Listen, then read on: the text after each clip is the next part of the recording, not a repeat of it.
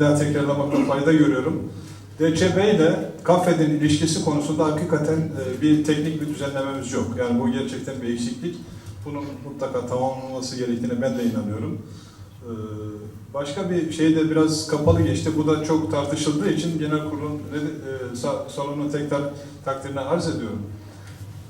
KAFED-DCB ilişkilerini 17-18 Aralık 2016 tarihinde yönetim kurulu bir kararla askıya aldı. Bunu da kamuoyuna duyurdu. Bunun gerekçelerini de Dünya Çerkez Birliği'ne yazılı olarak da iletti. Biz bu gerekçeler nedeniyle ilişkilerimizi askıya aldık diye bir dondurma kararı aldı.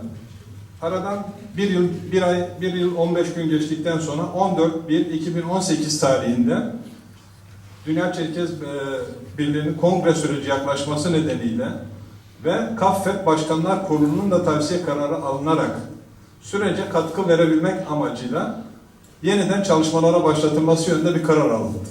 Yani o da bir yönetim kurulu kararıydı. İkincisi de bir yönetim kurulu kararıydı. Dolayısıyla Dünya Çerkez Birliği ile ilişkiler 14.1.2018 tarihli yönetim kurulu kararıyla ve hedef de Dünya Çerkez Birliği'nin seçim sürecine girmiş olduğu için seçim sürecine katkı sunulabilir mi mantığıyla yeniden devam ettirildi.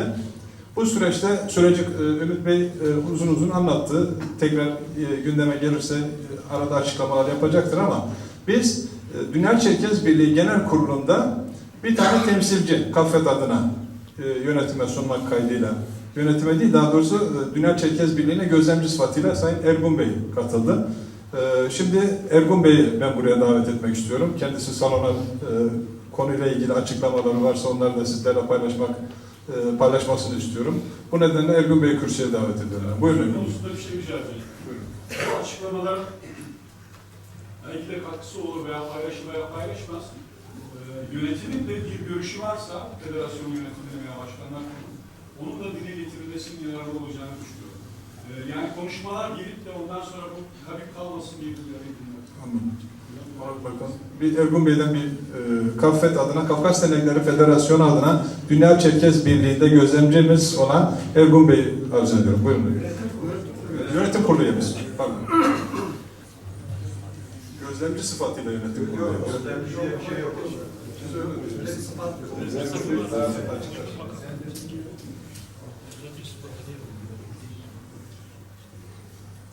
Ben hepinizi selamlıyorum öncelikle. Aslında ben izleyip, dinleyip vaziyeti gelinen noktaya anlamak için gelmiştim ama bir konuşmada şeyde hazırlamadım işin açıkçası. Öyle kimseye etki etmemek için. Yalnız ben gördüğümü size söyleyeyim. Şimdi DÇB'den durmadan şikayet ediyoruz. DÇB'de aslında şikayet edilecek pek çok şey var yani açıkçası. Yalnız KAFED'e bakmıyoruz, kendimize hiç bakmıyoruz. Ben şöyle düşünüyorum, yani kimse kusura bakmasın ama DÇB bizi bu kadar hafife alıyorsa, DÇB bizi yok sayıyorsa, yok hükmünde görüyorsa, bu bizim oradaki etkisizliğimizden, oradaki zayıflığımızdan kaynaklanıyor. Ben bilmiyorum yani, soruyorum hatta size, ne istiyorsun DÇB'den? KAFED DÇB'den somut ne istiyor? Hangi projeyi önüne koydun? Somut proje. Şu projeyi önüne koyduk, talep ettik. Toplantılarda da zorladık, yaptıramadık dediğimiz ne?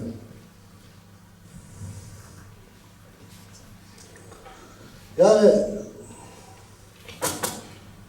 nerede gene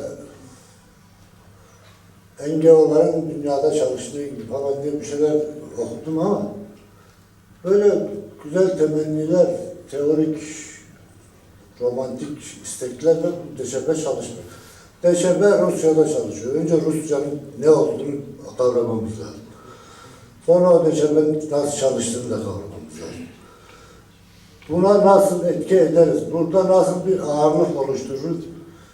Terazi gibi, terazi. Karşı taraf işte Deçebe, Havti vesaire, o şikayet ettiğimiz kesim bir kefede biz varız. Ağırlığımız kadar. Biz bir ağırlık koyamazsak atar bizi yukarı. Şu anda olamaz. Daha önce dört kahve üreticileri de yasak olmuş bu şekilde. Bunların bizi yasak koyarak cezalandırabileceğini düşünmesi, böyle terbiye edebileceklerini düşünmelerine biz sebep olduk. Yani bizim orada bunu iyi niyetli suskunluk mu dersin?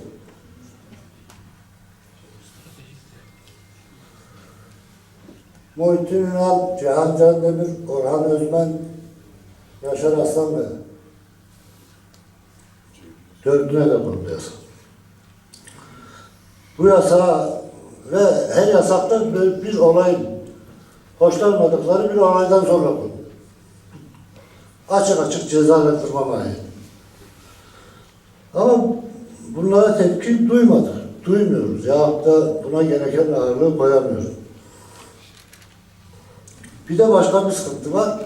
Bu kafenin kendi içerisinde. Deşebe'nin bütün faaliyetleri adet haline getirmişiz. Orada yapılan bir yanlışı burada yönetimi yıpratmak için bir kesim sürekli kullanıyor.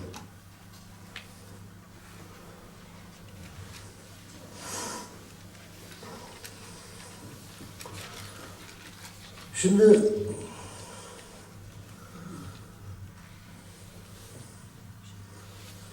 işin esası bugün gelinen noktada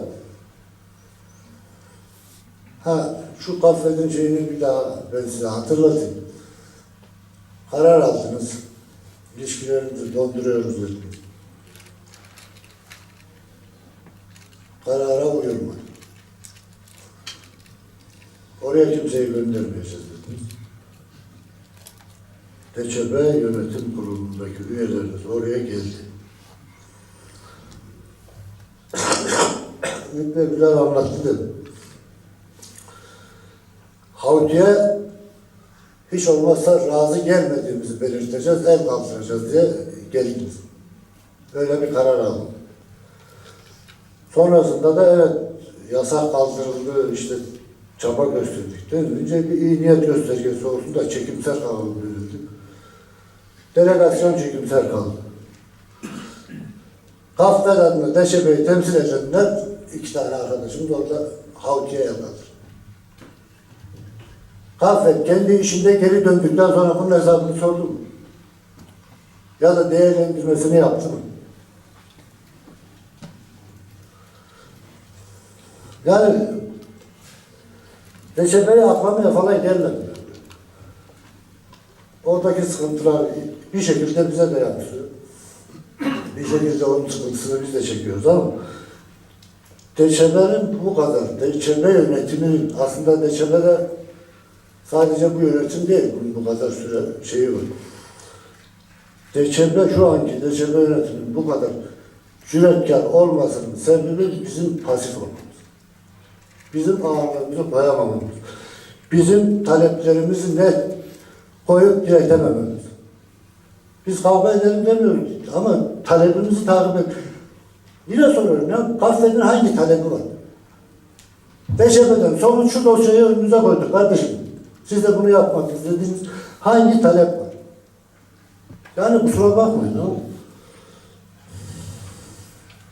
bugün aslında kafenin karşı karşıya olduğu bu kriz esas olarak kendi iç işleyişinden kaynaklanıyor.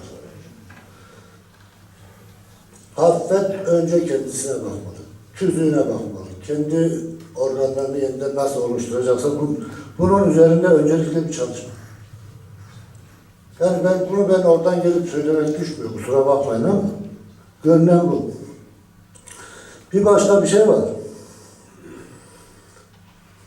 Yani bunu belki bir resmi şeyi yok ama senelerdir ağlanıyoruz, yazıyoruz, çiziyoruz, yırtınıyoruz. Diyoruz ki bu adamlar Mezdek'te orada, burada, Stavropol'da naylon dernekler, içinde 3 üye, 10 üye, 20 üye olan dernekler açarak DÇB'nin delege dengelerini değiştiriyorum.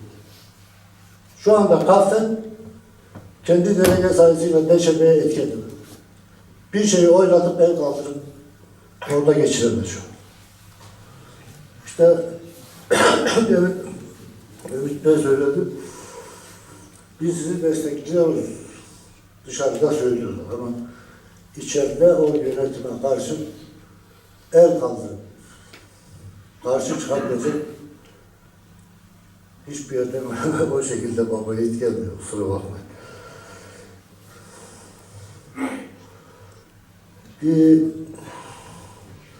Bu son olaylar arasında Yaşar Aslankaya'nın ya demeyeyim diyorum da kusura bakmayın. Bundan bir önceki TÜZÜK Kongresi'nde oraya geldiniz, TÜZÜK değişti, TÜZÜK. Toplam çoğunluğun 2/3 maddesi, toplanan çoğunluğun 2/3 diye değiştirildi. El kaldırdınız, geri geldi. Şimdi de şöyle, yarın oraya 50 kişiyi toplayıp, 30 tane delege toplayıp, 2/3'ün oyunu aldığında istediği kararı alabilir.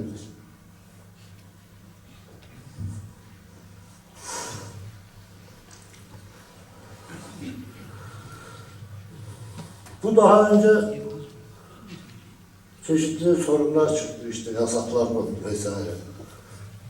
Galiba biraz yumuşak davrandı. Yani eski başkanlarımız burada, onları alınmasınlar, incinmesinler diye bir şey o şekilde söylemiyorum ama uyumlu olalım, ya anlamaya çalışalım falan dedik ama olmuyor. Bir ağırlığını kafetin koyması lazım. Bu Yaşar Aslankaya meselesinde onlar direttiler. Yaşar Başkan da iyi gidiyor. Yani o da geri adım atmadı. Biz de orada olabildiğince geri adım da atmadık, destekledik. Önce tehdit ettiler. Yani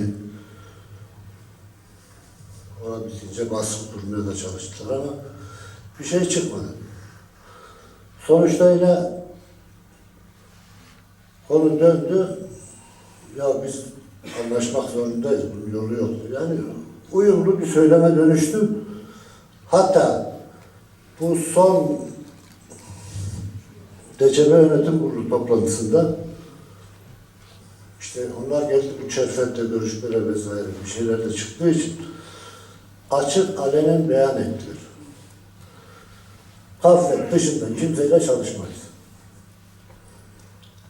Aramızda sorunlar olsa dahi biz toplanırız, çözeriz. Böyle şeyler her yerde oluyor vesaire. Bu bir geri adım da aslında. Bu adımı da bizden korktukları için atmadı. Türkiye diasporasını temsil eden bu kurumlar DÇB'nin ilişkilerinin kopmasını Moskova istedi.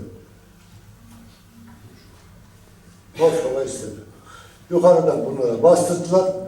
Bunlar da gayet makul, uyumlu şekilde bu durumu toparlayalım diye bir pozisyona geldiler.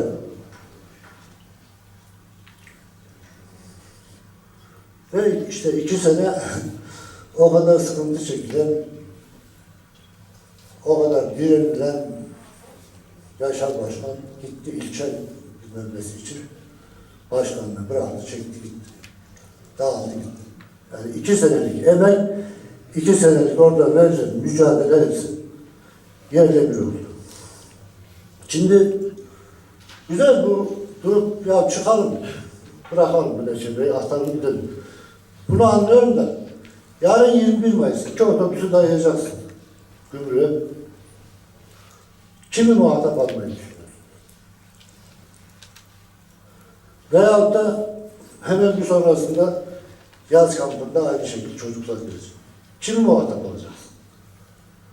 Bu ilişkiyi tamamen koparmakla falan bir şey olacak değil. DÇB'yi çalıştıralım sözü aslında öbür tarafta da bir karşılığı var. Yani söylediğinizde insanlar bu DÇB'nin çalışmadığını, evet çalışması gerektiğini bunu anlıyorlar. Bunu size şey veriyorlar, hak veriyorlar. Çalıştıralım, ayrılmayalım DÇB. Yok çalıştıramayacaksın. Zaten bu kafe böyle, kusura bakmayın ben biraz böyle paldır küldür konuşuyorum ama bu kafe bu yapısıyla duracaksa, olacaksa DÇB'yi de çalıştıramaz, zaten kendisi de çalışır. Kusura bakmayın. Öncelikle kafe kendisini bir düzeltsin. İşleyişini düzeltsin. Tüzüğünü düzeltsin. Ondan sonra yapılanmasını yeniden düzeltsin. Sonra DŞB'de gereken ağırlığı koysun. Ağırlığınız olursa Havti de dinlersiniz, başkası kim olursa olsun. Bir ağırlığınız olursa. Bizim ağırlığımız yok. Misafir gibi geliyoruz. Tamam, bir konu üzerine konuşulacak. Ya gelmeyelim. O ya onaylıyor, ya çekip sen alıyoruz, dönüyor. Ben bilmiyorum. Üçüncü defa da soruyorum. DŞB'nin önüne biz böyle bir proje koyduk arkadaşlar. Varsa bir tane söyleyelim. Yok. Onun için ben onu söyleyeceğim. Yani burada aslında çıkılsın çıkılmasın demek zaten bana düşmüyor ama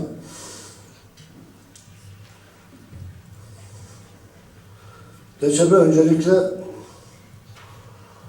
Kaftet'in şeyini ağırlığını hissedersek, görürse, Kaftet orada ağırlığını hissettirirse çalışır. DÇB'yi çalıştıralım. Çalıştırabiliriz. Ben yine söylüyorum. Havti DÇB değil. Vardır insan işte asker kafalı söyledim olacak. Dedim yapılacak. Olabilir, bu tip birisi de gelmiş olabilir ama bu ilahi hayat kalmayacak. Bu şekilde bitecek. Bir de benim korktuğum bir şey var, onu söylemek istiyorum. Bugün bir kızım evet şikayet ediyor. DÇB çalışmıyor. Çoğu da şikayetlerinde de haklılar şükür. Yarın DŞB'den ayrılıyoruz diye karar alındığı zaman çok affedersiniz, körülü bademli gözlü olur diyorlar.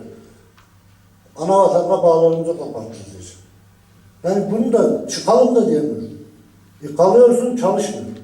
Çalıştırmayan da sensin. Kabahat bizim. Yani benim şimdilik söyleyeceğim. Bir tane özellikle içimi yakan bir mesele var da.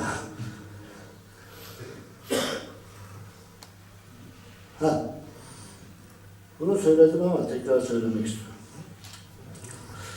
73 tane delegesi var DÇB'nin.